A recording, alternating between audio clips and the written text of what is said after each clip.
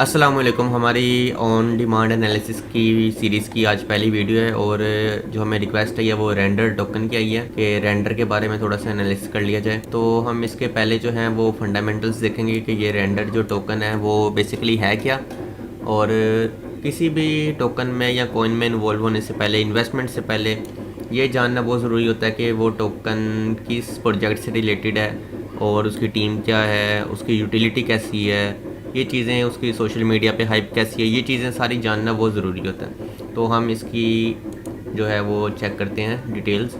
ये coin market cap की website है। हम यहाँ पे आते हैं तो आप भी यहाँ पे सर्च कर सकते हैं रेंडर। वैसे तो पहले ही ओपन है लेकिन चलें आप सीख जाएंगे।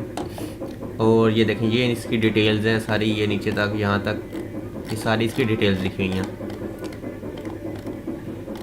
ये इसका मार्केट कैप है ऑलमोस्ट 1.3 बिलियन इसका मार्केट कैप है। लार्ज कैप में ये इंक्लूड होता है। और इसकी सप्लाई देखी जाए तो ये 69% जो है ये अनलॉक है।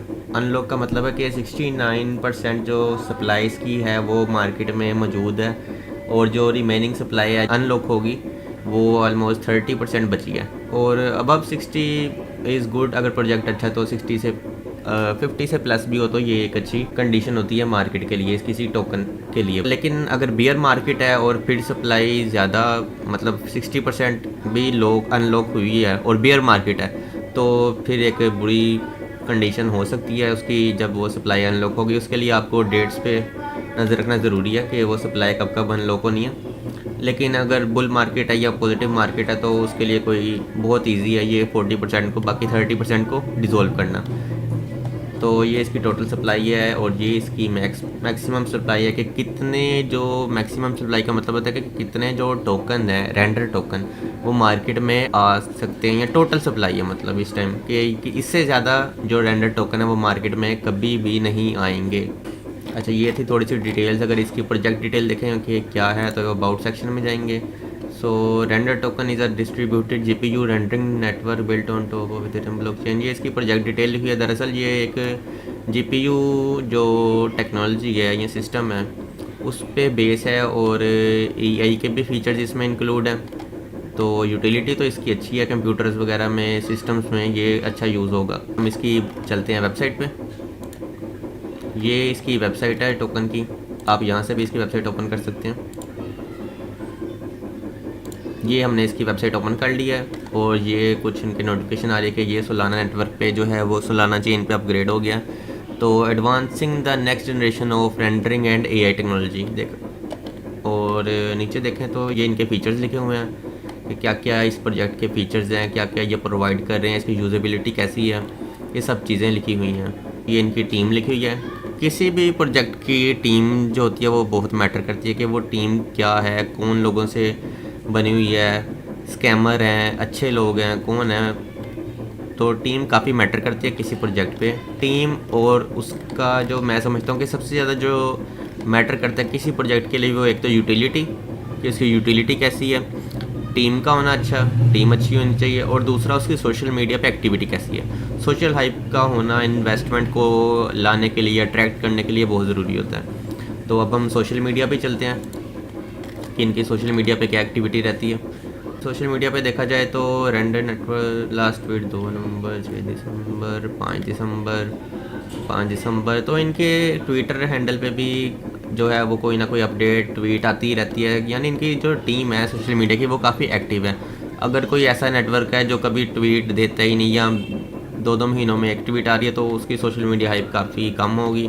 और जितनी सोशल मीडिया हाइप कम होगी, न्यू इन्वेस्टमेंट को आने में उतना ही टाइम लगेगा या फिर आएगी नहीं। सोशल मीडिया की हाइप का होना बहुत ज़रूरी है। उसकी एक दफ़ा चेक कर लिया जाए कि वो ट्विटर पे कैसा है, इंस्टाग्राम, बाकी पेजेस जो भी सोशल पेजेस है उस पर चेक कर लीजिए कि वो एक्टिव हैं या नॉन एक्टिव हैं। अब हम चलते हैं इसके चार्ट्स की तरफ। तो ये रेंडर का चार्ट है, और अगर हम इसको डेली टाइम फ्रेम पे देखें कि पीछे से क्या इसकी हिस्ट्री रही है, तो ये बेसिकली लॉन्च हुआ है, बाइनांस पे लिस्ट हुआ है 2021 में। और उसके बाद से इसने अपना पंप नहीं देखा क्योंकि ये बियर मार्केट थी 2021 की, और ये डंप ही करता गया है तकरीबन। और यहाँ पे आके इसकी जो थी वो कंसोलिडेशन हुई, अकोमोलेशन हुई, यहाँ पे जो थे वो सब बिग प्लेयर्स मार्केट के जो भी थे उन्होंने बाई किया होगा, और फिर मार्केट को यहाँ से एक बूम मिला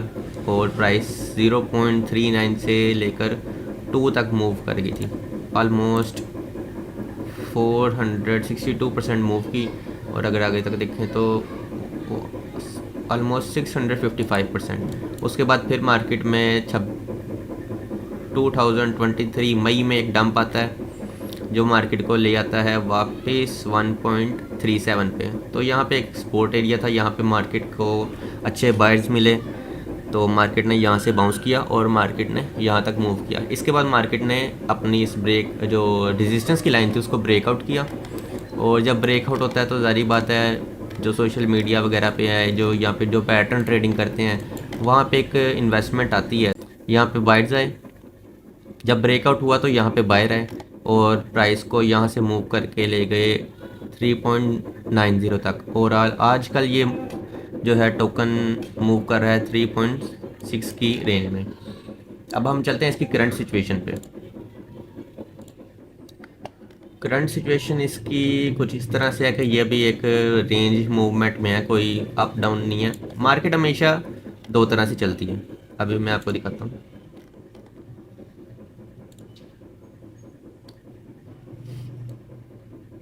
कभी भी मार्केट जो है वो सीधी ऐसे नहीं जाती, बिल्कुल सीधी इस तरह से नहीं जाती, बल्कि मार्केट इस तरह से मूव करती, सॉरी,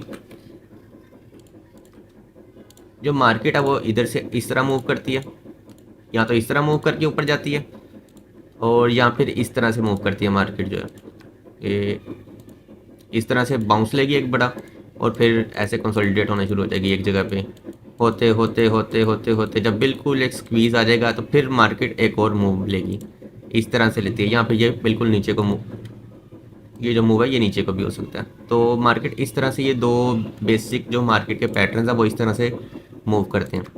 तो यहाँ पे भी देख सकते हैं कि यहाँ पे जो हमारी फर्स्ट लेग थी वो यहाँ पे ऐसे आई, अब मार्केट जो है वो इस तरह से मूव करके एक रेंज मार्केट में मूव कर रही है, और ये स्क्वीज़ कंटिन्यू हो रहा है। तो होपफुली ये एक सपोर्ट एरिया मार्केट का, यहाँ पे मार्केट ने 2 बार सपोर्ट ली और अच्छा बाउंस लिया, और यहाँ से रेजिस्टेंस एक पैटर्न सा बन रहा है मार्केट में, क्योंकि मार्केट में जब भी बाउंस लाना होता है बाय विल, जब मार्केट के जो मार्केट मेकर्स कह लें, मार्केट मैनिपुलेटर कह लें, उनको एक बाउंस चाहिए होता है मार्केट में, तो वो एक पैटर्न बेस ट्रेडिंग को प्रमोट करते हैं।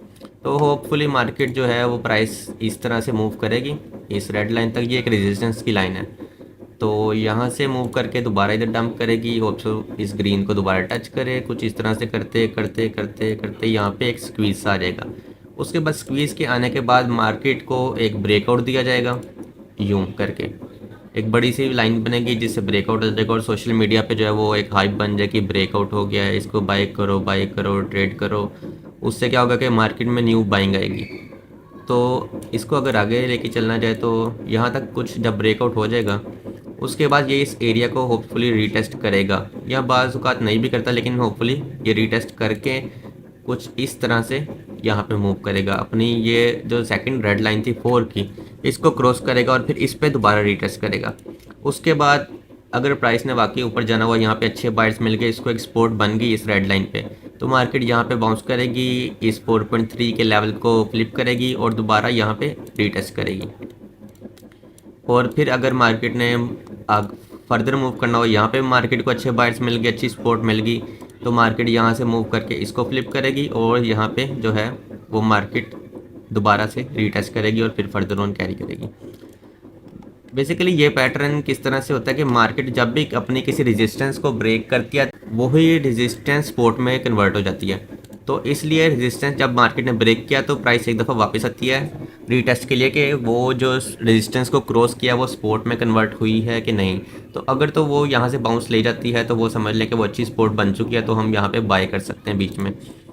तो सपोज़ ये छोटे छोटे हम स्काल्प्स जो हैं वो कैच कर सकते हैं, क्योंकि ये एक लार्ज कैप कॉइन है तो इसका मूव करना इतना आसान तो नहीं होता, मतलब इसकी जो स्पीड है वो स्लो रहती है। बाकी जो लो कैप कॉइन होते हैं वो बहुत फास्ट मूव करते हैं, बहुत क्विक प्रॉफिट देते हैं। तो ये ऐसा कॉइन तो नहीं होगा कि बहुत जल्दी इसमें प्रॉफिट आ जाए, लेकिन अब 1 मंथ to 2 मंथ वेट कर सकते हैं। वैसे भी BTC के जो ETF अप्रूवल की न्यूज़ है वो भी क्लोज ही लगती है, और बुल सीज़न भी एक टाइप का आने वाला है, आया नहीं है लेकिन अभी बहुत से लोग कह रहे हैं बुल रन स्टार्ट हो गया है। तो ऑफिशियली हम इसको नहीं कह सकते कि बुल रन स्टार्ट हो गया, लेकिन एक हाइप बनी हुई है, एक लगता है कंडीशंस को देख के कि बुल रन आ रहा है। तो ये था इसका फर्स्ट सिनेरियो। अगर हम बिरिश इसका जो है सिनेरियो देखें तो वो कुछ इस तरह से भी हो सकता है। एनालिसिस हमेशा जो है वो टू साइडेड होता है कि किस तरह से मूवमेंट प्राइस में आए तो हम कैसे कैसे ट्रेड लेनी चाहिए। अगर जो बंदा पहले ही कह देता है कि नहीं ये इसी तरह होगा तो वो बिल्कुल ही जो है वो एक, या तो मार्केट मेकर कह सकता है इस तरह की बात कि ऐसा ही होगा क्योंकि उसके पास इतनी मनी है कि वो मार्केट को मूव कर सकता है। लेकिन एक रिटेलर ऐसी बातें कर रहा है कि ऐसे मार्केट ने ऐसे ही करना है, तो वो बस एनालिसिस नहीं, जज्बातीपन है। क्योंकि मार्केट एक बंदे पे डिपेंड नहीं होती, मार्केट जो है वो मिलियंस की इन्वेस्टमेंट होती है उस पर डिपेंड कर रही होती है। अभी इसका तो मार्केट कैप भी बिलियन में है, तो यहाँ पे कोई एक आधा बंदा अगर प्रेडिक्ट करता है कि ये जो प्राइस है कुछ घंटों में यहाँ जाने लगी है, तो वो बिल्कुल एक हो सकता है। बाज़ दफ़ा ऐसे ग्रुप भी होते हैं, उस पर हम डिटेल्स बनाएंगे कि किस तरह से एक ग्रुप मिलके कुछ कॉइन्स को पंप करवाते हैं। लेकिन वो big cap large cap coin को पंप करवाना, मैनिपुलेट करना इतना आसान नहीं होता। जो लो कैप होते हैं उसको मैनिपुलेट करना बहुत आसान होता है। तो हम अगर इसका बेरिश सिनेरियो देखें, हमने अब जो था वो बुलिश सिनेरियो देख लिया कि अगर प्राइस हमें यूँ स्क्वीज़ करती हुई, या स्क्वीज़ ना भी करें लेकिन होपफुली ये स्क्वीज़ करेगी, लेकिन फॉर एग्जांपल ये स्क्वीज़ नहीं भी करती तो प्राइस यहाँ से मूव करे इस लेवल पे, और इस लेवल को जो है वो अपनी सपोर्ट बना के इस लेवल से को क्रॉस करे, उसके बाद यहाँ पे सपोर्ट बनाए और फिर फर्दर उसी तरह से प्राइस मूव करे। तो ये था इसका जो था बुलिश सिनेरियो। अगर हम इसके बिरिश सिनेरियो की बात करें तो वैसे तो ये काफ़ी अच्छी एक स्पोर्ट है, लेकिन मार्केट को स्पोर्ट ब्रेक होने में भी टाइम नहीं लगता। अगर बिटकॉइन क्रैश करता है या मार्केट में कोई बुरी जो न्यूज़ है वो आती है, या फिर मार्केट या फिर जो प्रोजेक्ट की न्यूज़ है वो कोई बुरी आ जाती है, प्रोजेक्ट में कोई फंड आ जाता है इस तरह का, तो मार्केट ज़रूर गिरेगी। इस तरह से नहीं होता कि मार्केट ऊपर ही जाएगी, हमें दोनों साइडों के सिनेरियोज़ को लेके चलना चाहिए। अब इस सपोज कर लेते हैं कि अगर मार्केट ने नीचे जाना है तो वो किस तरह से मूव कर सकती है। सपोज मार्केट यहाँ पे टच करती है, इस तरह से स्क्वीज़ करती है, और करते करते मार्केट अपने इस लेवल को जो सपोर्ट लेवल है उसको ब्रेक कर देती है। ब्रेक करने के बाद अगर मार्केट इस लेवल को रीटेस्ट करेगी, आएगी कि क्या जो मेरी सपोर्ट थी वो ब्रेक होके वाकई रेजिस्टेंस बन चुकी है कि नहीं, तो मार्केट इसको रीटेस्ट करेगी और फिर फर्दर कैरी करेगी। यहाँ पे भी इसकी एक और सपोर्ट एरिया है, यहाँ से हम देख सकते हैं कि यहाँ पे मार्केट को एक सपोर्ट मिली थी, तो ये एक सपोर्ट एरिया है। अगर प्राइस इसको सपोर्ट बना के कुछ इस तरह से वापस इस जोन को क्रॉस कर देती है और फिर इस तरह से रीटेस्ट करके ऊपर जा सकती है, तो फिर हम अपना जो है वो बाइंग प्लान दोबारा से कंटिन्यू कर सकते हैं उसी तरह से। लेकिन अगर सपोज मार्केट इसको क्रॉस नहीं करती, इस तरह से कुछ इस तरह से मूव करती है कि फॉर एग्जांपल यहाँ पे इसको क्रॉस किया, यहाँ पे रीटेस्ट किया और इसको भी क्रॉस कर दिया, फिर इसको रीटेस्ट करके और दोबारा नीचे चली जाती है, तो मार्केट इस तरह से मूव कर सकती है। और ऐसा होना पॉसिबल भी है क्योंकि मार्केट में अगर कोई बुरी न्यूज़ आती है, जैसा मैं बता चुका हूँ, या फिर प्रोजेक्ट में कोई फंड आता है, या फिर जो है वो BTC क्रैश करता है, तो मार्केट पर ज़ाहिरी बात है इम्पैक्ट आता है। एक अच्छा खासा प्रोजेक्ट भी जो है वो BTC के मूवमेंट से, न्यूज़ से या हल्के से भी फंड से ना जो है वो इफ़ेक्ट होती है उसकी मूवमेंट। तो ये पोस्ट सिनेरियोज में हम देखें। अगर लॉन्ग टर्म में देखें तो ये एक अच्छा, वैसे प्रोजेक्ट वाइज एक अच्छा कॉइन है, AI टेक्नोलॉजी पे है, गेमिंग में भी। वैसे तो गेमिंग टोकन ये अपने प्रोजेक्ट के हिसाब से तो नहीं है, लेकिन कॉइन मार्केट कैप ने पता नहीं क्यों इसको जो है वो गेमिंग कैटेगरी में डाला है। आई थिंक GPU जो प्रोसेसिंग है, इसकी रेंडरिंग है, उसकी वजह से गेमिंग में जो है इसको ऐड किया गेमिंग कैटेगरी में। तो ये थी एक रेंडर टोकन की डिटेल। होपफुली कि आपको इस एनालिसिस से काफ़ी कुछ सीखने को मिला होगा, कुछ नई चीज़ें भी सीखी होंगी, कुछ मार्केट की अपडेट्स भी मिली होंगी, कुछ रेंडर टोकन के बारे में जो प्रोजेक्ट की डिटेल्स हैं वो भी सुनने को मिली, और जो कॉइन को चेक करने का प्रोसीजर है कि हमें किस तरह से चेक करना चाहिए कि वो कॉइन अच्छा है, बुरा है, स्ट्रॉन्ग है, वीक है, वो भी आपको पता लगा होगा। मज़ीद जो कॉइन्स हैं उनके एनालिसिस के लिए आप मुझे ग्रुप में या फिर कमेंट सेक्शन में ही है वो कॉइन के नेम बता दें, तो ताकि आने वाली वीडियोस जो है वो उन कॉइन्स पे बना सकें।